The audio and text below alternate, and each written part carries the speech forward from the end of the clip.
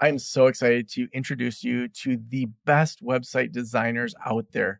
We have a brand new partnership with Session Sites. It is where good therapy meets brilliant design, and they get your website switched over or built in less than 2 weeks. They fine tune your messaging, use science backed user experience methodology, and work exclusively with mental health professionals.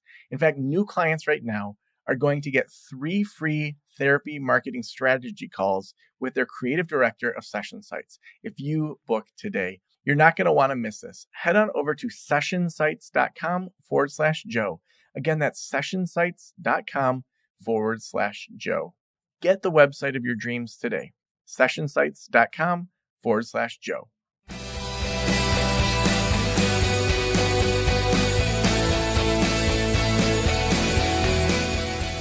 This is the Practice of the Practice podcast with Joe Sanok, session number 1138.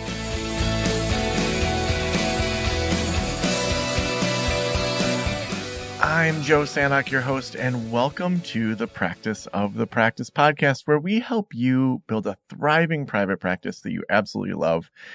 It's interesting how often there's things that we have built in our businesses that we don't actually love.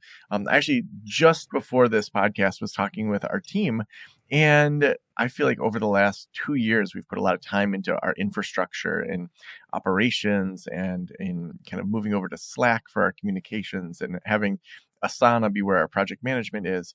And it's been a long process. But Sam, our COO, just said that in a recent project we were working on, that she tracked it, that we were 40% more efficient because of it. So sometimes a thriving practice you love starts with bringing in the right people, figuring out whether there's problems, doing some forward thinking, and walking through, when things are good, what should I be doing, as well as when things are tough.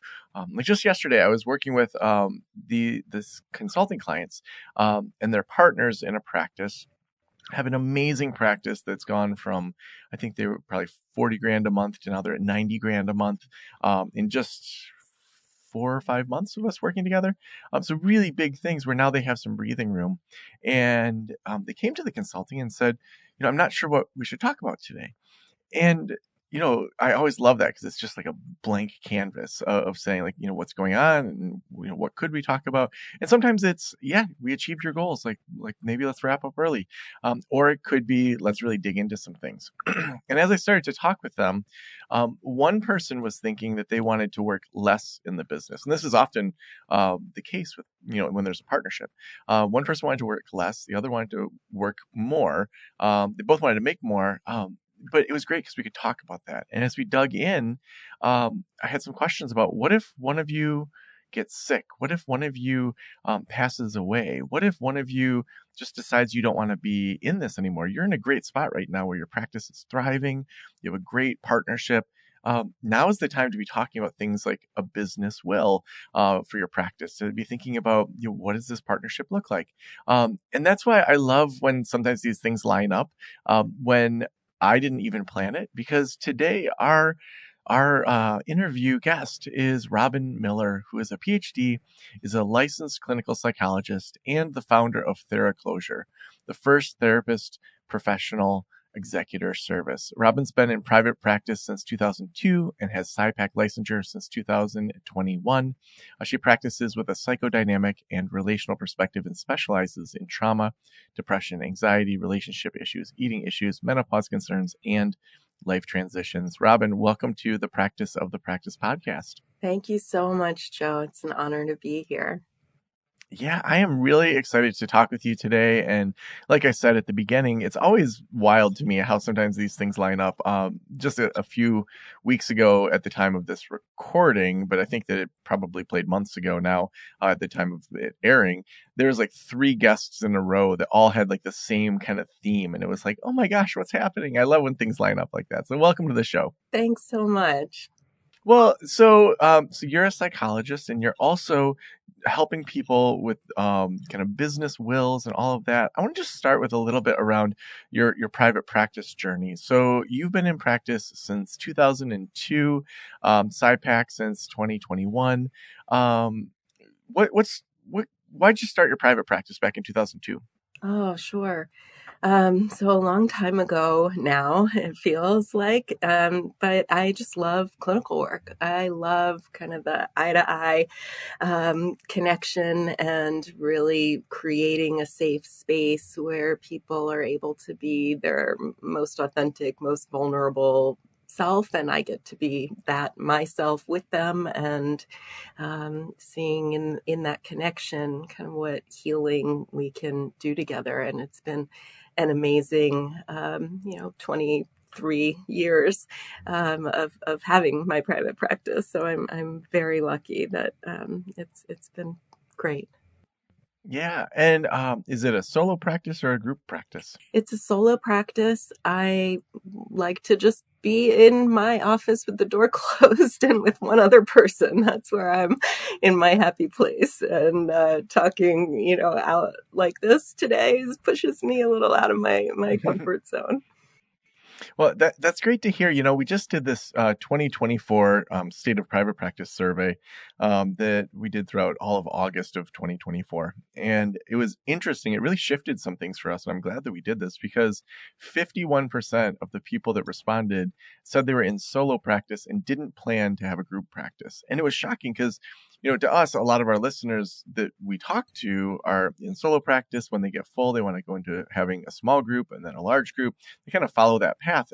But we realized we were missing this huge opportunity of people that wanted a sustainable solo practice. And so Mm. it's really great to hear someone that's like, no, I like my solo practice. This is where I want to spend my time. And this is what I've been doing. Exactly. Yes. No, I have been so fortunate to just be really content with the flexibility and being able to balance things just the way I want. And really love it. So what I'm doing now is a departure from that in a way, although my practice continues. But given some experiences I've had as a private practitioner over all of these years, I really have been feeling for the past couple of years that there is an unsolved problem for therapists. And I had been working on a solution and eventually came to feel like I need to get this out there and try and help other people by what I've learned. So now I have started TheraClosure, which is, as you mentioned, a therapist professional executor service. And we focus on helping people create a professional will, which is one way to fulfill our therapist ethical obligation to plan for the well-being of our patients in the event of an incapacitation or death. And I know nobody wants to think about it, but it's so important. And we work really hard as therapists to hone our skills and to develop great relationships with our patients. And we view that attachment as part of the therapy work. And so we owe it to them to go one step further, again, out of our maybe collective comfort zone, to be willing to think about what happens if we were not here anymore. What happens to our patients if we're not here? Um, Yeah. Now, before we kind of get into what's in kind of like what the template of a professional will is, what are some things that people should have organized or have thought through before they even start the process of doing a professional will? yeah, so the professional will is really about a few simple things. It's about how to instruct your personal executor on what to do with your practice if you were suddenly incapacitated. So likely your partner or family member who is going to take care of your affairs probably doesn't know anything about your practice or how it's run, or is not a clinician. How are they, or who is going to assume the responsibility for the security of the medical records of your patients in your practice? Who's going to help patients transition to new care and provide them with referrals and support that they need in the meantime? Who is going to handle notifying past patients that the custody of their medical records has been transferred to someone else? And who's going to close down the business of your practice, maybe following up with outstanding payments that have not yet been collected for services you've provided. Would your family go without that money if someone wasn't able to follow up in providing those statements or bills? Think about your entire system that you've created and all you've invested in, the business structure, but I think most importantly, your work with your patients, and imagine particular patients. Think of your highest functioning patient, think of your lowest functioning patient, and imagine how they would respond if they came to your office and banged on the door and you weren't there, or they logged on to your video call and you didn't come, and they're waiting and waiting, whether that's weeks, days, to find out what happened to the person I rely on. How are they going to feel? How are they going to react? What is that going to do to their functioning or their well-being? And what do you want to leave them that would be, one last extension of being the considerate, caring, maybe corrective even, figure in their lives who they've come to trust? Mm. So, what kind of conversations do you need to have ahead of time before you get to the writing of the professional will? It sounds like establishing who's going to do some of those things. Is there sort of like a checklist that you could share with us of the kind of conversations someone should have before they even get to the actual writing of the will? Yeah. Let's put the writing of the will way at the bottom of the list of things Yeah, to talk yeah, it about. seems like it should be. Yeah. The writing is not the hard part or even the important part. One thing that people should know is a professional will is actually not a legal document. It is a wish list. It tells someone what you hope they will do, but they're not legally bound to do anything. And it's not even a contract unless both parties sign it. So the first thing people need to think about is the who. Who is going to do these things for you? And it needs to be someone qualified. It needs to be someone who can interact with your patients in a sensitive and clinically minded way, someone who can be connected enough to find referrals for them, and someone who understands the ethical responsibilities around the privacy of health information. So you don't want just anybody. The attorneys that I've worked with in creating this business have said, Robyn, it's an administrative role. And I say it is a clinical role. I have been in this role, sadly, more than once, helping colleagues who had unexpected crises and tragedies to kind of help their patients land softly. And it's a really, really hard, emotionally challenging thing, not only for the patients, but for the person who has to make these terrible calls to people who are going to be shocked and bereft, and sometimes responding with traumatic reactions and really regressed sometimes. So who can do this for you? And traditionally, if people have thought about it, and I know a lot of people know I should do this, it's on my list, I feel kind of guilty, but it's really hard to get to because it's hard to think about these things and it's hard to know who to ask. The traditional model has been to ask a close colleague. And I get that. It feels comfortable. And that's what I had done in the past, where you say to your buddy who's a therapist, hey, I'll do it for you. Will you do it for me? Sure. We'll sign for one another. Okay, phew. Check that off off my list. Hmm. I did it. Done. It is so much more than that. And I want to give you a taste of what that looks like today, because I think figuring out who is the biggest obstacle to getting this done. It's a real gift of love to do for someone else, but it's a tremendous burden to put on someone else to do this for you. And our field is kind of stuck in the past where there's no other option but this bad one to lay this on your colleague or your best friend. And if you don't, then it's even worse because it might be your family who has to return phone calls to your patients who are wondering what happened or where are their records. And, you don't want the people who you care about to have to step in to the chaos of a full practice of patients who are now feeling abandoned, and how to help them and how to deal with all the practical pieces. So the who is really the very first and most important thing to be thinking about and talking to your friends, your colleagues about who might do this. And in fact, that's really the main reason that I developed TheraClosure, because given my experiences that were really, really hard. The job is so much bigger than we typically imagine.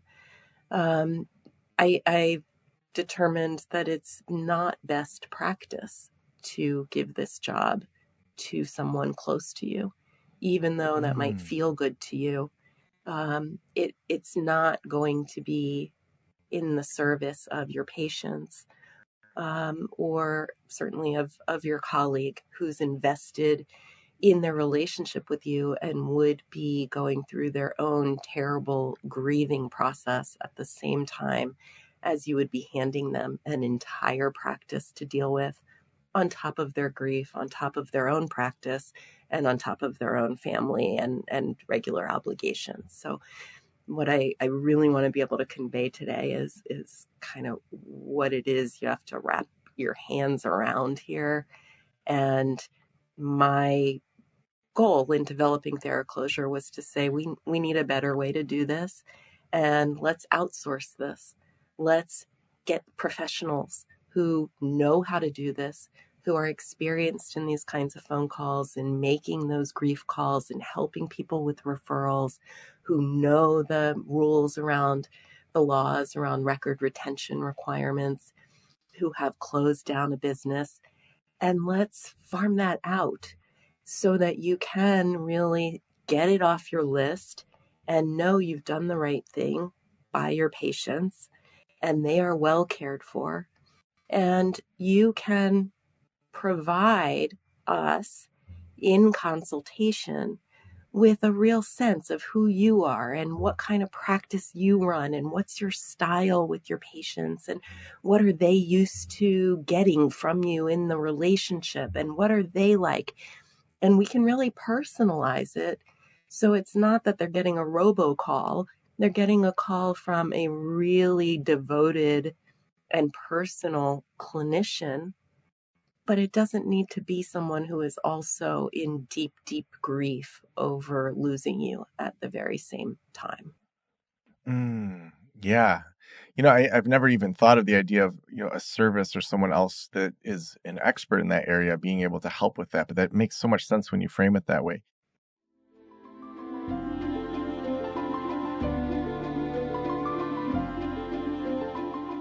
As a therapist, I can tell you from experience that having the right EHR is an absolute lifeline. I recommend using Therapy Notes. They make billing, scheduling, note-taking, telehealth, and e-prescribe incredibly easy. Best of all, they offer live telephone support. It's available 7 days a week. You don't have to take my word for it. Do your own research and see for yourself. Therapy Notes is the #1 highest rated EHR system available today, with a 4.9 out of 5 stars on trustpilot.com and on Google. All you have to do is click the link below or type promo code Joe on their website over at therapynotes.com and receive a special 2-month trial absolutely free. Again, that's therapynotes.com and use promo code Joe on the website. If you're coming from another EHR, Therapy Notes will also import your demographic data quick and easy at no cost, so you can get started right away. Trust me, don't waste any more of your time and try Therapy Notes. Just use promo code Joe at checkout. Can you share a story with us? And I know that sometimes the details of the story are confidential, and so whatever you're willing to share of when you've been a part of helping to close down or transition out a private practice, like what all kind of goes into that. Now, I know you kind of said some of those things, but I think hearing it through the lens of, the story of what happened to someone and then what that looked like in transitioning their practice based on them having a business will. Are there any stories that come to mind for you? Absolutely. I mean, I really stepped into this accidentally and, really wish that the circumstances had not ever happened to train me in how to do this. But given that life happens and we can't control it, I feel really blessed to have been taught how to think about this from a full, comprehensive, human, clinical way by the most generous and brave and really selfless person that um, I know. So let me tell you about how I learned about this. It was through tragic circumstances when my closest therapist friend, a fellow psychologist, we had done weekly peer supervision for 17 years. She was suddenly diagnosed with a terminal illness and had very, very few weeks to live. She was immediately hospitalized and incapacitated. So, right from the first moment, she was not able to have any contact with her patients anymore. So, all of a sudden, I was the person who had always, covered for her. When she went on vacation, she covered for me. She called and said, I'm in the hospital. I'm out. I'm dying. I need you to take over. And I had been appointed as the practice executor in her will probably 15 years earlier. And we had done exactly what I had said, we shouldn't do, which is, will you do it for me? I'll do it for you. Sign and put it away. Not really had in-depth conversations, but in these tragic circumstances, my friend, who I'll call Dr. B, um, Dr. B brought her own selflessness and courage and really the most generous self to her own process of dying. And in doing so, taught me so much about how to be really caring and compassionate about what our patients need, not only our family. I don't know about you, but I can't imagine if that happened to me that my very first thoughts would necessarily be about my business and my practice.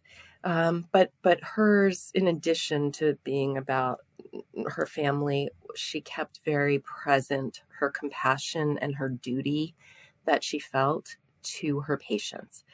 So what happened was immediately I was able to meet with her and get brief summaries about her patients' needs and get a contact list. And then I got her schedule and I went through in order that patients were expecting to come to their appointments, making terrible phone calls in the evening to catch them at home, to say, as tenderly as possible, both the news, but in a way, my intention was in a way to communicate the caring that Dr. B had for them so that this would be certainly a loss, an unpreventable loss, but not a traumatic loss for these patients. So that meant I went in trying to preserve their therapeutic alliance and the positive feelings about the relationship that the patient would walk away with.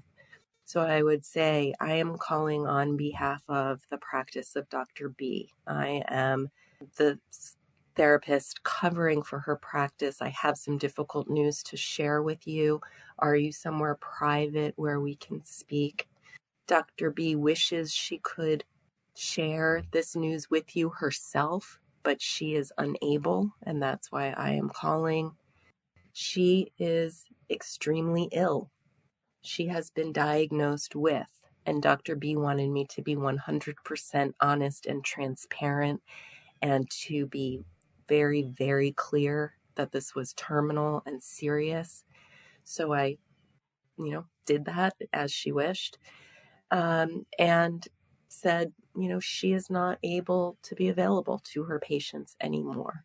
And I would pause, and people would sob and take time. These phone calls were long phone calls often.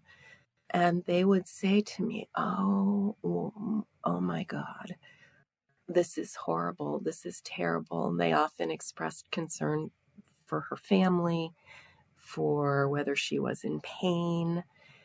But they then spoke about the meaning of their therapy. Multiple people said, she has been there for me more than anyone else ever has.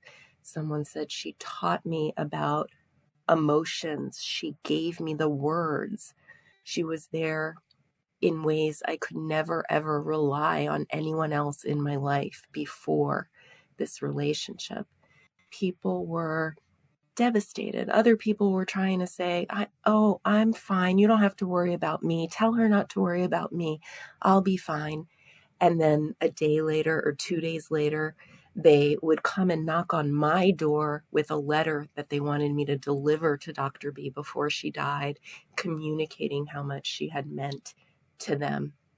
These were really, really tragic conversations that sometimes took multiple conversations over multiple weeks, because I wanted to both respect that people in the shock of hearing this news may not be receptive right then to referrals. I would educate them on, I am here to help you get connected when you're ready with another therapist to help you process this grief, as well as to continue the work you had been doing with Dr. B when you are ready, and assess whether they were in crisis right then or not. There was only one person who showed me the other side, the gratitude and the love I heard a lot. One person with a deep, deep trauma history said angrily, of course, that's the clinical reaction, naturally, the defense, angrily, why had I ever trusted her to begin with? I'll never trust another therapist again. I invest all this time and they leave me anyway. And that person, several weeks and then months later, sent me some emails apologizing, saying, they were in the throes of despair hearing about the loss of their therapist.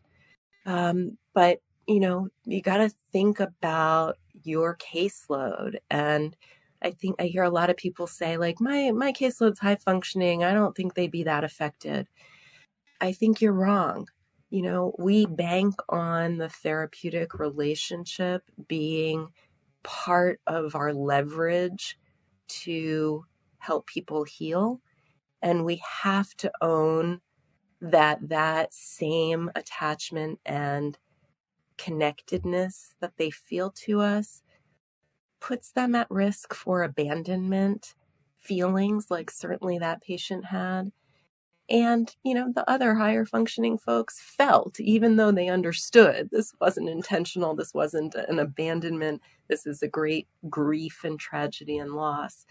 They did understand that it's not that, even though it would still maybe, for many of them, felt like that and stirred up tremendous loss or issues around loss and commitment and connection and relying on people and all of those intimacy kinds of fears. So the therapists who are listening to me tell this story, it's so powerful for me to have heard how the graciousness and love most of the patients were able to communicate. But I also know that it was devastating and took a very long time for them to get to a place where they were ready to trust another therapist, to resume their work, to begin to unpack, what this sudden loss had meant for them. And if they aren't handled gently by a practice executor who's able to step in this way, they may not get any phone call. They might get the very minimum of an ethical obligation, which is to put a note on your door. Therapist is not available. Call this other therapist for information, and to give them a list of therapists who may or may not be taking referrals, who may or may not accept their insurance, who may or may not be, a good fit for them at all. But a practice executor could check the box and say, I did my duty. I gave them a list of referrals and I told them their therapist died. I'm done.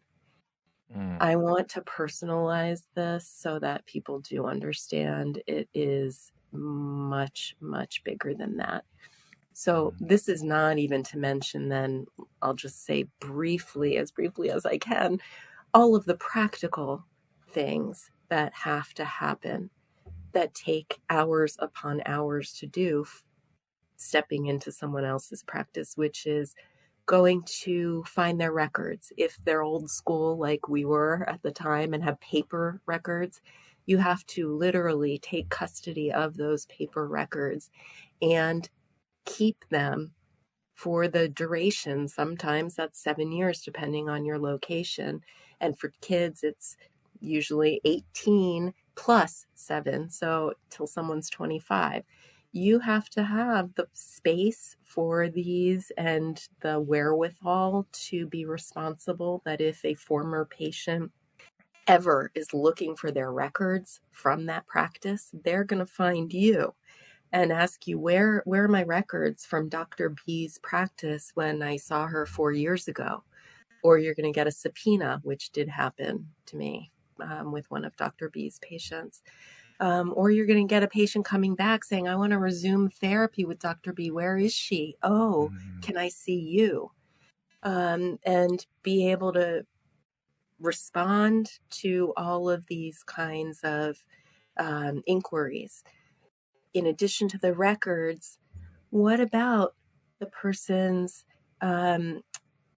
license and malpractice? You can help out tremendously the family by being able to take care of those kinds of things, ending their bill pay, letting their leaseholder know that they have passed away, to see if that can help the family get out of that obligation to continue paying the lease, even though they no longer have a practice or any income coming in.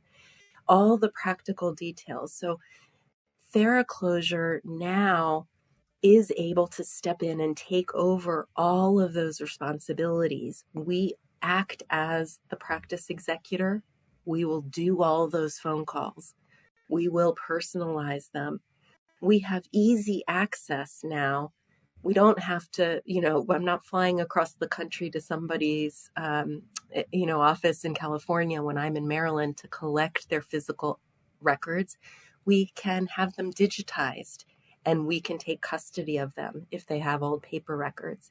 If people use electronic records, which, of course, now since the pandemic, everyone's transitioned to that, it makes our lives so much easier because we give you a password manager that captures your professional accounts, and you name us as the emergency contact, And only in the event of an emergency, we initiate the process to get access to those passwords. And we can, from our computer, go right in and see your schedule of who's lined up. And we can look at their medical records and get a sense of what current state they're in and whether this is going to put them into a suicidal crisis and we need to have coverage ready immediately, or whether they are one of these higher functioning folks and we're going to find them referrals and be able to help them for their ongoing therapy, but it's not, a crisis to find them coverage. It is an urgent responsibility, though, to let them know about the therapist's incapacitation and the transfer of their care and the custody. So we have the way to do all of that now with technology so much more easily. And that's part of, the idea about a new model for how to handle this, because it doesn't need to be anymore your best friend who is your suite mate who can come into your office and find your paper calendar and your paper clinical patient list and your files. It's not that it can only be that local person anymore. We can make this a whole lot easier for people by professionalizing it and having experts who do this be the ones to do it. And if you want to, spend one session or 2 sessions worth a year to have a practice executor on retainer and ease your conscience, know you've complied with your ethical obligation, know you've helped shield your family or your colleagues from having to deal with this, and also note the same cost that you would pay an attorney for 1 hour a year if you were consulting with them on creating a professional will. We're going to do all of that for you, and that includes if we ever needed to step into service, calling all the patients, all the clinical hours, the record retention, all of the services. There would be no final bill to your estate for all of those services that would be already included in your yearly dues to keep us on retainer. The last question I always ask is, if every private practitioner in the world were listening right now, what would you want them to know? I would want them to know that we can't be in denial ourselves about our mortality. We don't want to think about it. I get it. And for most of us, thankfully, may not ever need this. But my 40-something-year-old healthy friend never thought this was going to happen to her. And neither did the next 40-something healthy friend who I had to step in for think it would happen to her. And so we owe it to our clients to face this hard thing and to put a plan into place for their well-being. And Robyn, if people want to work with you, if they want to learn more about working with your company, where should we send them? To theraclosure.com. That's THERA closure, CLOSURE.com. And you can find all kinds of information. You can schedule a free consultation with us to see if we would be a good fit. We really just want to make this easy for people. We want you to be able to stop procrastinating and stop feeling guilty that you haven't done it. We want to help you make it easy. So awesome, Robyn. Thank you so much for being on the Practice of the Practice podcast. Thanks so much for having me, Joe. What an awesome service you do by helping therapists to hear so many different perspectives.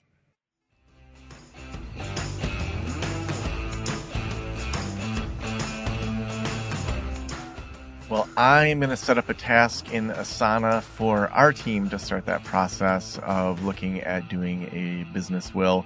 That's something that years ago I heard about, and I haven't taking the time. I have my will for how I want my health stuff to go, a living will. I've got, a will and trust and all that set up for my daughters so that it's smart if I were to pass away. But this is the inspiration, the kick in the pants that I needed to really think through what to do with my business and how that might look. So what a great episode. We couldn't do the show without our amazing sponsors. Therapy Notes is the best electronic health records out there. We actually were just talking to one of our consulting clients who's using a different platform and over has just run into so many barriers. They can't even talk to a live person.